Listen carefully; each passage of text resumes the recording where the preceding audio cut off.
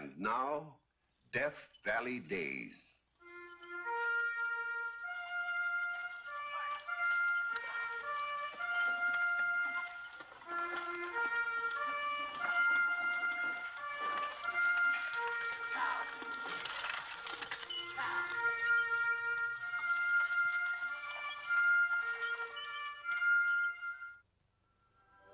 Howdy, folks.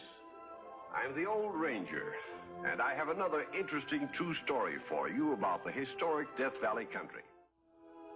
The story you're about to hear is one of the most amazing ever to come out of the West. Amazing largely because of the people involved. A group of distinguished men whose names read like a page from Who's Who. We go back to the year 1871.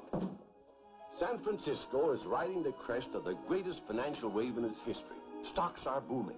Speculation is rampant. There's an excitement in the air. A feeling that anything can happen. And it does. As you'll see in the story of A Killing in Diamond.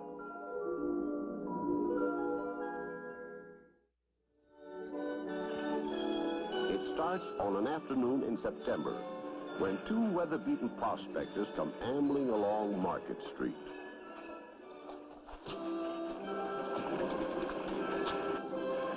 There's Roberts now. Now you let me do the talking. This strike is just as much mine as it is yours. I know. But I work for him. I know how to handle him. Come on. Now, we'll only stay in town long enough to get organized. Why, Phil on. Well, howdy, Mr. Roberts. I haven't seen you on a dog's day. Well, we've been out prospecting. Meet my partner, John Slack. This is Mr. George D. Roberts. Howdy. Glad to know you. What's new? Well, Is it all right if I tell him? Oh, I don't know. You made a strike? Oh, we can trust him. In fact, he might be able to help us. Mr. Roberts is one of the biggest mining consultants in the West. Well, all right. Not on the street. Someone might hear. You've got someplace we can talk in private. We can show you something. My office is right inside. Good. Come along.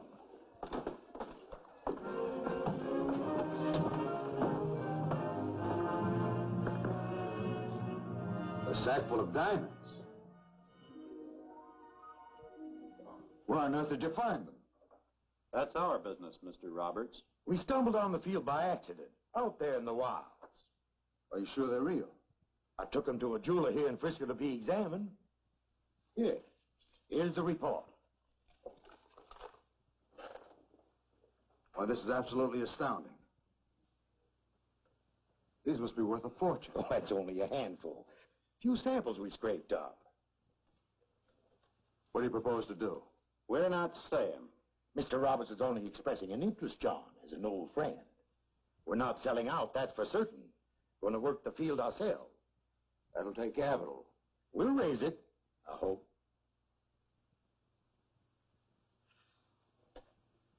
I wish you'd let me show these to William Ralston. Ralston? President of the Bank of California. You think Mr. Ralston would be interested? You want to know a lot more about the property first, of course. Oh, have us take him out there, I suppose. At least be assured that these aren't just a flash in the pan.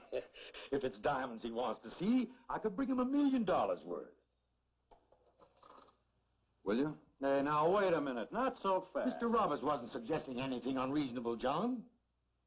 It'll take a while, of course, to make the trip. How long? Oh, a couple of months, maybe. When you get started as soon as you can. Meanwhile, I'll have a talk with Ralston. I don't like the idea of this news getting around. William Ralston is as closed-mouthed as they come. Your secret will be safe. You will need working capital. Well, all right. Diamonds. In this country. That's unheard of. So was gold before 48. Or silver till the Comstock strike.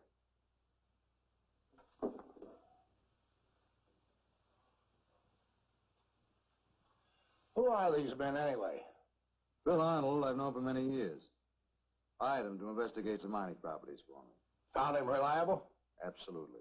And the other man? John Slack. I checked on him, too. He's an old-time California prospector.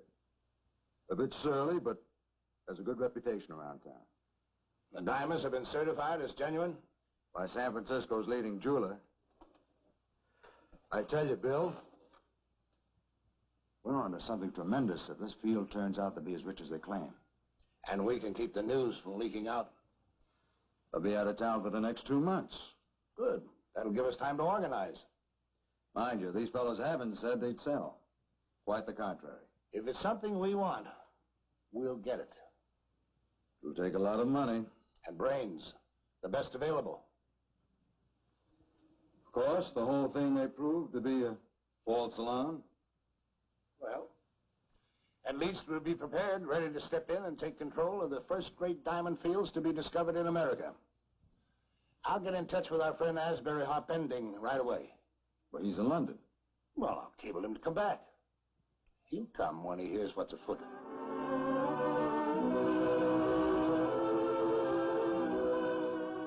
When I received this cable, I thought my friends in San Francisco had gone mad. Diamonds in the desert. Diamonds by the sackful. It sounded like the Arabian Nights. Then I reminded myself that William Ralston was one of the soundest, shrewdest financiers on the West Coast. That George Roberts was a top mining consultant. They wouldn't have spent $1,100 on a cable. That's what it cost them, if there wasn't something behind it. So I cut my plans short and booked passage on a ship sailing for home at an early date.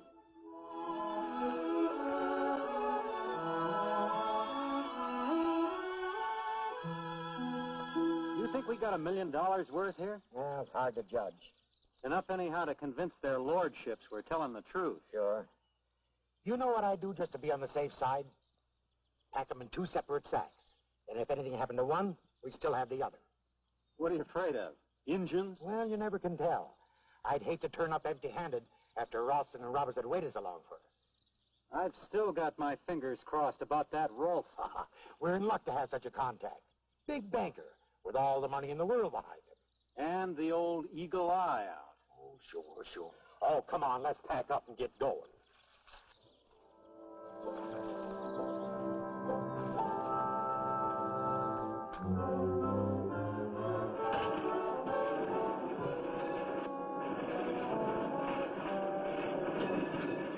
Well, I couldn't believe it when I first saw it. Well, I'm glad it's the West Coast deal. You'll keep it that way. Harpending. How are you, Roberts? Give me your hat. I believe you know these gentlemen. Yes, indeed. How are you, Mr. Ralston? Fine, thank you. General Dodge? Fine, how are you? Where's Mr. Lent? He couldn't be with us today. Well, gentlemen, let's get down to business. Pull up a chair.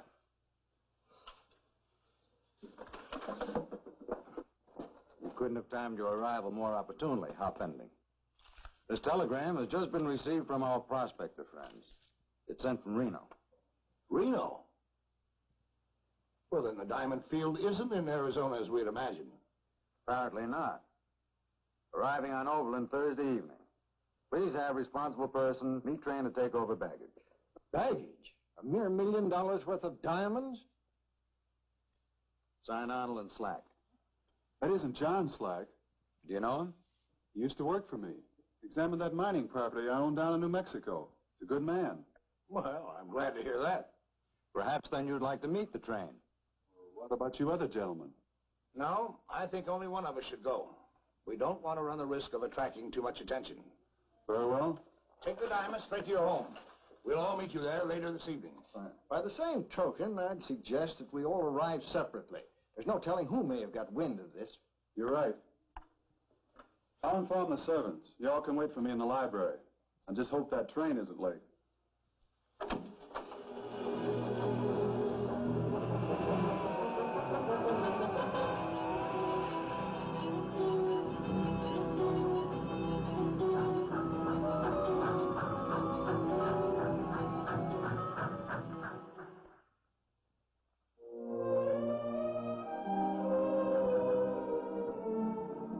Sure looked all in.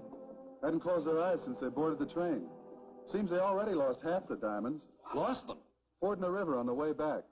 Their raft overturned and one sack went to the bottom.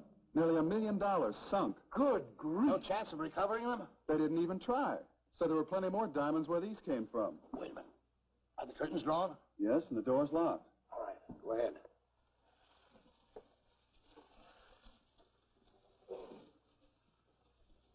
Look at the size of some of these. Bigger than dice. When they're cut, they'll knock your eye out. Talk about a king's ransom. And these are only half of what they gathered. 2 men alone. Well, gentlemen, I guess this dispels any doubts we may have had. We can go ahead now and form a company. The first diamond company in America. Hold on. Not too fast. If we can't raise the necessary capital here in San Francisco, we'll get it in New York. I have connections there. There's no need for that. This is a West Coast discovery, and we intend to keep it here. Gentlemen, please. Before we start discussing plans of organization, there are several important steps to be taken. First of all, these stones should be examined. We already have the word of a reliable jeweler. I want an appraisement by the greatest authority on precious stones in the United States, Tiffany and Company. You're taking no chances, are you? You bet I'm not. We're dealing, my friends, with something that can make the gold rush look pale. And if Tiffany's report is favorable? We'll send a mining engineer, the most expert in the country, out to examine the fields. That's a good idea. I think you're right. You're forgetting one thing. What's that? Arnold and Slack. Yes, I've forgotten about them. This is their discovery. They're the only people in the world who know where the diamond fields are located. And they haven't yet indicated they'd be willing to sell, even a part interest. They'll sell. Why else would they have gone all the way out there, wherever they went, to bring us back $1 million worth of diamonds, more or less? We'll have a meeting with them the first thing in the morning. Pardon me, Bill, but I think you better stay out of this. Arnold and Slack are kind of suspicious of you. Suspicious? Well, they're afraid that you'll try to cut them out. You leave the negotiating to Hopending and me. We know them. They trust us. That's a fact, Bill. Well, all right. Just so long as you make a deal with them. We will. To our advantage. We'll tie them up properly. Meanwhile, I'll deposit these for safekeeping. You think our friends will trust my bank? You admit you have to have working capital. Our group's willing to provide it. And grab control. You and Slack will still retain an interest. A good big one. I'd rather not sell. Well, how are you going to proceed? Someone will lend us the money and the diamonds we already have. Look, Arnold, you need more than money. You need protection. The minute the news of this strike leaks out, there's going to be a rush like nothing you ever saw before in your life. You'll have claim jumpers, legal battles, problems with the government. Do you realize that there isn't even a law existing under which diamond fields can be located and held? Try to do this on your own and you'll end up with nothing. The sharpers will move in. I might part with a small interest. A quarter? I reckon. You're a fool, John. We'll pay you $100,000 for it. Cash on the barrelhead? Cash. That'd still leave me 3/4. It's a deal. Good. How about you? Well, I'll think it over. Let you know later. I'm leaving for the East tomorrow. Why, you only just got here. I'm taking the last lot of diamonds back to Tiffany and Company in New York for examination. Tiffany? Experts in precious stones. That's smart. You'll still be around, Mr. Roberts, in case I change my mind about selling. I'll be here waiting for you. We'll fix up the papers and give you a check for your part of the deal. Thanks.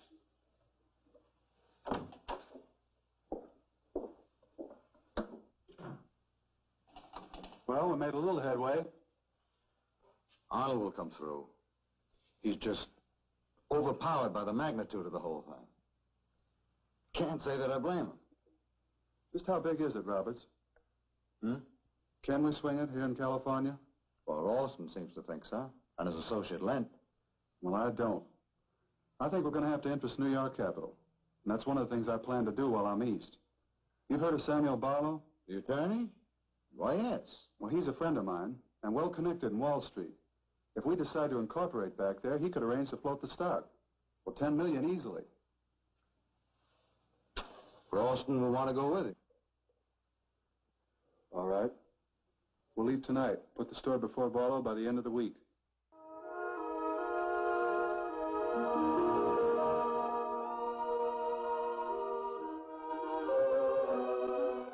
The proposition that Harpending and Ralston presented to me sounded like the biggest strike in history. But I wasn't going to let myself get too excited about it at first. Not Samuel Barlow. I examined all angles, sifted the facts. I had him send for Arnold to come east, invited him out to my home in Glen Cove, Long Island, to become thoroughly acquainted with him. I found Arnold to be a simple, sincere, straightforward fellow and an experienced miner. There wasn't a flaw in his story. But the thing that really clinched the case, as far as I was concerned, was the appraisal from Charles Tiffany himself.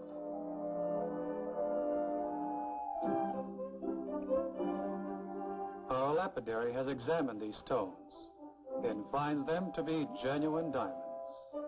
All that remains now is to find out how extensive the fields are. How about it, Arnold? You and Slack willing to guide an expedition there? We're placing ourselves at your mercy. You don't think we jump your claims? Well, I ought to have some sort of guarantee in the form of money. Well, how much? $100,000? $100,000? Oh, you don't have to pay it over now. You can hold it for me till you get a report on the fields. Well, that's fair enough. Thank you. We'll want the best mining opinion in the country. Then there's just one man to send, Henry Jannon. He's expensive. But he's infallible. Jannon has exported some 600 mining properties, to my knowledge, and never once made a mistake. If he has any fault, it's that he's ultra-conservative. That's the kind of man you need. We can't afford to take chances with so many millions at stake. I'll get in touch with Henry Jannon tonight.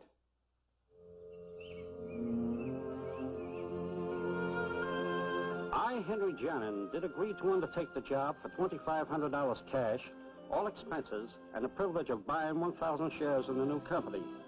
In the party that set forth were General Dodge, Mr. Harpendy, myself, and of course, Arnold and Slack.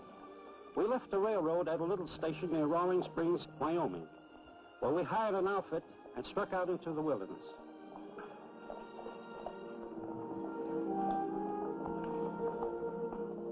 I've traveled over some pretty rough country, but this was about the roughest. After 4 days, we finally reached the diamond fields and started in prospecting. We were rewarded at once. There were diamonds all through the area.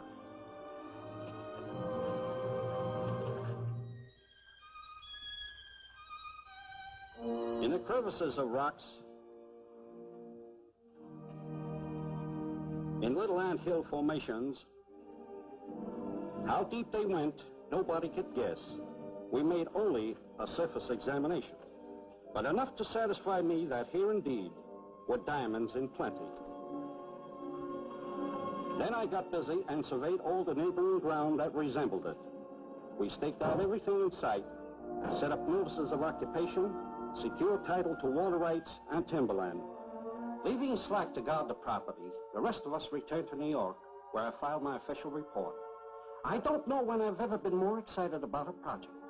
As I told Mr. Ralston, give me 20 men, rough laborers, and I'll have $1 million worth of diamonds out for you at the end of a month.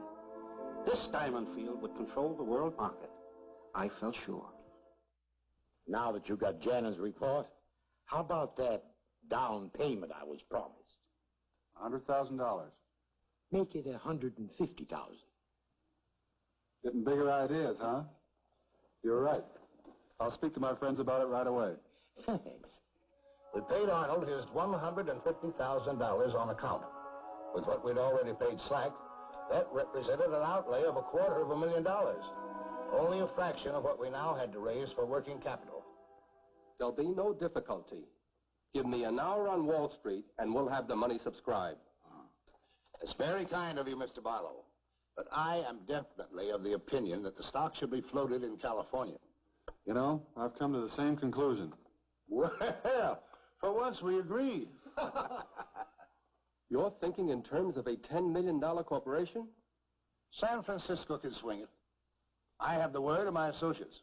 You have been in communication with them? Every day since the expedition returned. Ralston's assurance is good enough for me. I'll go along with the rest of you. Well, I can see that I'm outvoted. I'm sorry, Mr. Barlow. Oh, I understand. But it would have been a satisfaction to finance this great diamond company. We appreciate all you've done for us, Mr. Barlow. I wish there was some way we could express our gratitude. There is. Allow me to subscribe to a block of stock when it's issued. Well, if we have our way, you'll be elected a director of the company. The news of the great diamond strike hit San Francisco like a bombshell. The streets were jammed with excited people talking, shouting. trying to get a peek at the display of diamonds in the window of a prominent jewelry store. Everybody wanted to buy stock, but only the cream of the financial and business world were permitted to subscribe. Men like David D. Colton, Thomas H. Selby, Milton S. Layton, Louis Sloss, General George B. McClellan, William Willis, W.F. Babcock. From London came a cablegram from the House of Rothschild offering to act as European representative. Arnold and Slack were bought out for a total of $660,000. Slack disappeared. And I'll come back to Hardin County, Kentucky, with enough to buy me a fine house and land, and open up a bank in my hometown, like I'd always dreamed of doing. Oh, not a bank as big as Ralston's Bank of California, but I'm satisfied. I don't want millions. I've done all right. Yes, sir. I've done all right. This map shows the boundaries and the various locations. Discovery Claim, Diamond Flat, Sapphire Hollow. Just how soon can we start operations? Well, with $2 million on deposit in the bank, there's nothing to hold us back. Gentlemen, Shannon. excuse me for breaking in on you like this unannounced. Not at all. Glad to see you. This is Mr. Clarence King. Ah, the eminent geologist. At present employed by the United States government as head of its 40th parallel survey. How do you do? How do you know? I know you. Mr. King has some information of vital importance to us. Well, won't you sit down? I am the bearer of unfortunate news, gentlemen. You have all been duped, the victims of a gigantic swindle. What are you talking about? What do you mean? Swindle? What do you mean? Please, What in the world do you please. mean? Let him tell you the story just as he's told it to me. As Mr. Jannon explained, I'm in charge of the government survey of the 40th parallel.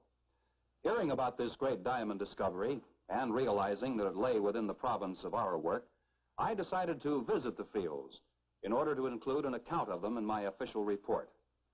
Well, it was everything I had been led to expect. Diamonds everywhere.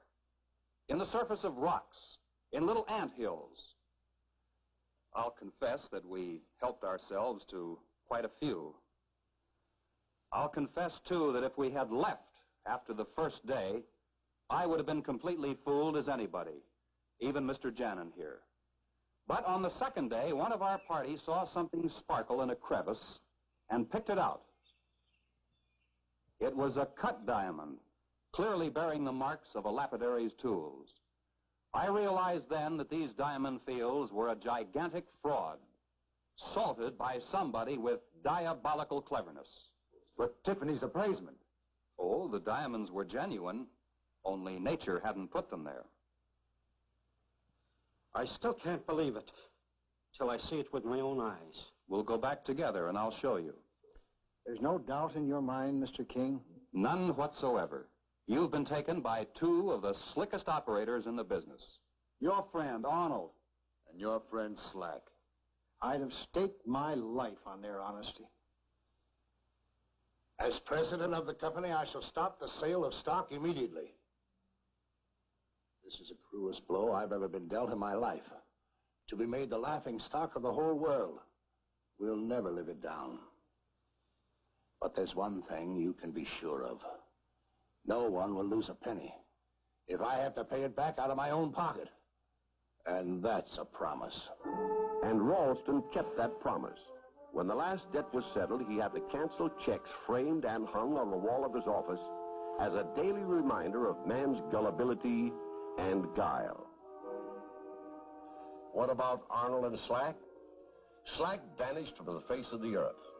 Arnold was tracked down in Kentucky by Mr. Lent and sued. He denied everything, of course. But he paid back $150,000 with the stipulation that no further legal action be taken against him. A year later, he was shot to death. Gradually, the background story was pieced together. Arnold, using the money which he and Slack had made in a lucky mining deal, had gone to England and purchased the stones in bulk from a London merchant. Low-grade stones, which cost him $35,000. Together, he and Slack had salted the field. The fact that nobody in the United States was familiar with diamond mines was a great factor in their favor. Well, the rest you've heard. And that's the story of America's great diamond hoax.